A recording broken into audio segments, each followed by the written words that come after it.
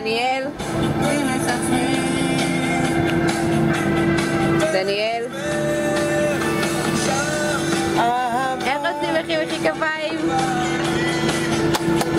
כן. מי נוהגת? מי נוהגת פה?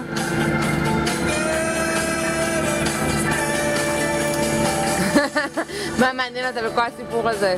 אבל תכף היא מנתקת איך אתה. היא לא יכולה.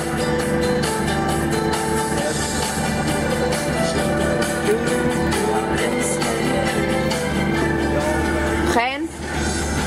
איך את נהנית בינתיים בסירה? חבל הזמן. כן? ספר מעניין? שר? איך הבירות?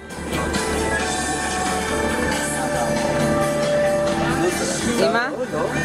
שלווה, פסטורליות. אבא? יפה. מה? רשמים? הכל רשום. הכל נמחק. דניאל? רשמים דניאל. אבא, שים אותה על ההגה. רגע. יכול להיות שחרבן? יכול להיות. מה אתה עושה? הולך להריח. קח שר. היא רוצה אליך, נו? היא רוצה אליך. תן את הכדור הזה. שנייה, אני באה, שר, אתה אחראי.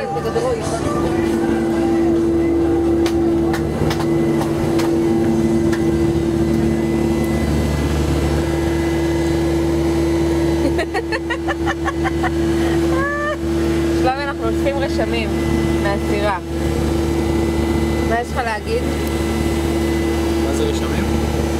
מה אתה מרגיש ביום שלישי? אחרי כמה ימים על הסירה. קודם כל טוב שהחלטנו שהיום זה באמת יום שלישי, זה מה שנסגר? זה מה שנסגר.